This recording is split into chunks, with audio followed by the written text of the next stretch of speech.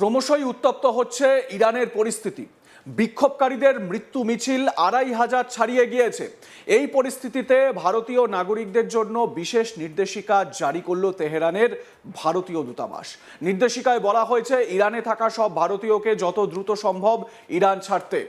ইরানে থাকা ভারতীয় ছাত্র, তীর্থযাত্রী, পর্যটক, ব্যবসায়ী সবার ক্ষেত্রেই এই নির্দেশিকা কার্যকর বলে জানানো হয়েছে। হাতের কাছে উপলব্ধ যে কোনো বাণিজ্যিক ফ্লাইটে ইরান ছাড়তে বলা হয়েছে ভারতীয় নাগরিকদের। ইরানের পরিস্থিতি আরও খারাপের দিকে মোড় নিয়েছে এবং সপ্তাহব্যাপী বিক্ষোভের কোনো থামার লক্ষণ দেখা যাচ্ছে না।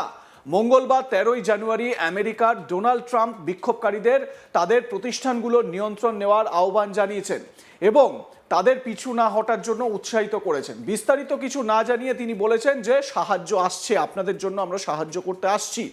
অন্যদিকে ইরানের কর্মকর্তারা বিক্ষোভকারীদের উস্কানি দিয়ে দেশকে অস্থিতিশীল করার জন্য আমেরিকা ও ইসরায়েলকে অভিযুক্ত করেছেন এবং মৃত্যুর জন্য জিহাদি এজেন্টদের দায়ী করেছেন। এই প্রেক্ষাপটে ভারতীয়দের এখন অত্যন্ত সতর্কতা অবলম্বন করতে, বিক্ষোভ এলাকা এড়িয়ে চলতে, তেহরানের ভারতীয় দূতাবাসের সঙ্গে যোগাযোগ রাখতে, ভ্রমণ ও পরিচয়পত্র প্রস্তুত রাখতে এবং স্থানীয় পরিস্থিতি পর্যবেক্ষণ করতে অনুরোধ করা হয়েছে।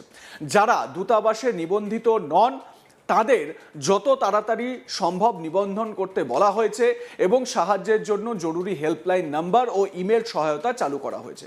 নির্দেশিকায় তেহরানের ভারতীয় দূতাবাস জানিয়েছে ৫ই জানুয়ারি ২০২৫ তারিখে ভারত সরকার কর্তৃক জারি করা পরামর্শের ধারাবাহিকতায় এবং ইরানের ক্রমবর্ধমান পরিস্থিতির পরিপ্রেক্ষিতে বর্তমানে ইরানে থাকা ভারতীয় নাগরিকদের তাদের মধ্যে উল্লেখ করা হয়েছে ছাত্র, তীর্থযাত্রী, ব্যবসায়ী এবং পর্যটক বাণিজ্যিক বিমান সহ উপলব্ধ পরিবহনের মাধ্যমে ইরান ত্যাগ করার পরামর্শ দেওয়া হচ্ছে।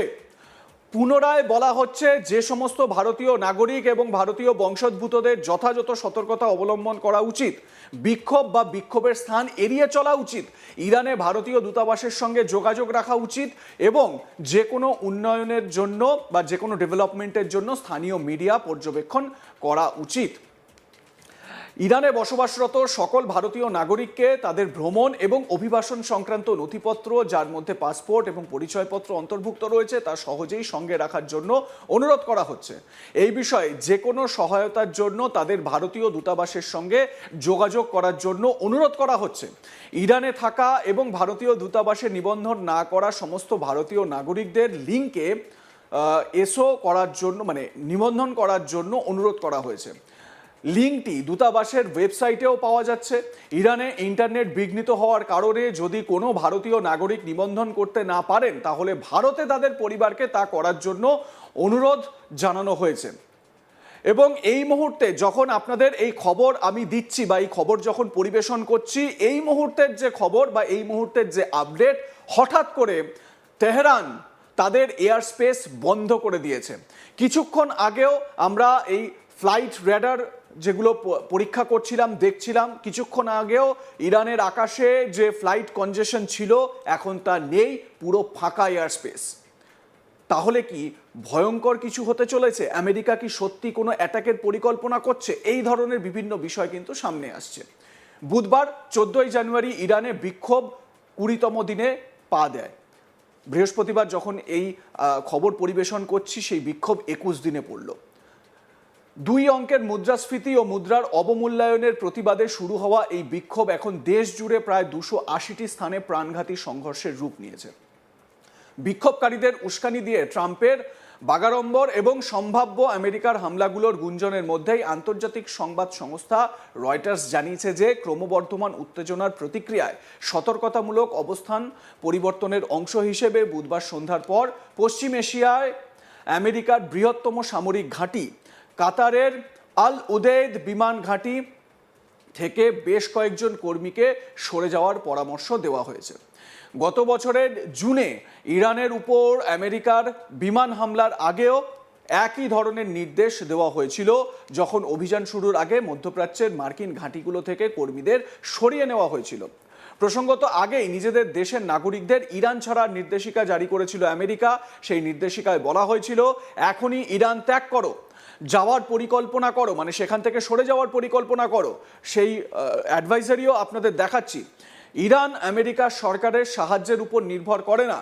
যদি আপনি বের হতে না পারেন তাহলে আপনার বাসস্থানের মধ্যে অথবা অন্য কোনো নিরাপদ ভবনের মধ্যে একটি নিরাপদ স্থান খুঁজুন। খাবার, জল, ওষুধ এবং অন্যান্য প্রয়োজনীয় জিনিসপত্রের সরবরাহ রাখুন। বিক্ষোভ এড়িয়ে চলুন, গোপনে থাকুন এবং আপনার আশপাশের পরিবেশ সম্পর্কে সচেতন থাকুন। স্থানীয় সংবাদ মাধ্যমের ব্রেকিং নিউজ পর্যবেক্ষণ করুন। আপনার পরিকল্পনা সামঞ্জস্য করার জন্য প্রস্তুত থাকুন। আপনার ফোন চার্জে রাখুন এবং আপনার অবস্থা সম্পর্কে পরিবার এবং বন্ধুদের সঙ্গে যোগাযোগ রাখুন। যোগাযোগের বিকল্প মাধ্যম ব্যবহার করুন। এই হচ্ছে আমেরিকার যে অ্যাডভাইজারি, সেই অ্যাডভাইজারি আপনাদের সামনে তুলে ধরলাম। ইন্ডিয়াও এই অ্যাডভাইজারি জারি করেছে ইরান ত্যাগ করার, মানে ইন্ডিয়ার তরফ থেকেও বা ভারতের তরফ থেকেও বলা হয়েছে অবিলম্বে ইরান ত্যাগ করো এবং ইরান থেকে চলে আসো। ছাত্র, পর্যটক, বাণিজ্যিক কাজে যারা গিয়েছেন তাদের সবাইকেই এই পরামর্শ দেওয়া হয়েছে। ভারতের তরফ থেকে কি অ্যাডভাইজারিতে জানানো হয়েছে সেই ছবিটাও একবার দেখাই। ভারত সরকারের তরফ থেকে কি বলা হচ্ছে, মানে ইরানকে ইমিডিয়েট ইরান ছাড়তে হবে। 5ই জানুয়ারি 2025 তারিখে ভারত সরকার কর্তৃক জারি করা পরামর্শের ধারাবাহিকতায় এবং ইরানে ক্রমবর্ধমান পরিস্থিতির পরিপ্রেক্ষিতে বর্তমানে ইরানে থাকা ভারতীয় নাগরিকদের, তাদের মধ্যে ছাত্র, তীর্থযাত্রী, ব্যবসায়ী এবং পর্যটক, বাণিজ্যিক বিমানসহ উপলব্ধ পরিবহনের মাধ্যমে ইরান ত্যাগ করার পরামর্শ দেওয়া হচ্ছে।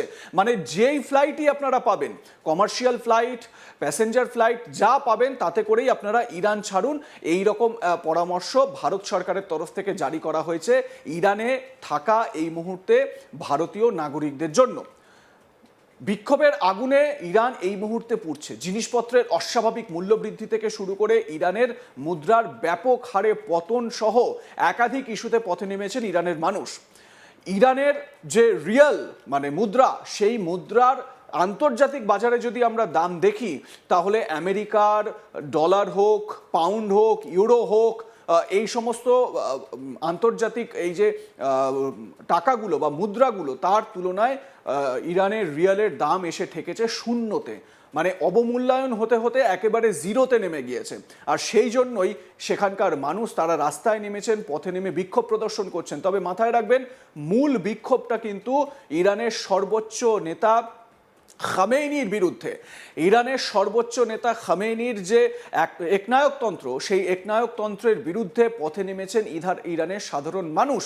আমরা এই ছবিও আপনাদের দেখিয়েছি। ইরানের যুবতীরা তারা শরিয়া তো মানছেনই না, তারা পর্দা তো রাখছেনই না, বা কোনো রকম বোরখা বা হিজাব তো পরছেনই না, উপরন্তু খামেনির ছবিতে আগুন জ্বালিয়ে সেই আগুনে তারা স্মোক করছেন, সেই আগুনে তারা সিগারেট জ্বালাচ্ছেন। সেই ছবিও কিন্তু প্রকাশ্যে এসেছে, আপনারা সংবাদপত্রে সেই ছবি দেখেছেন।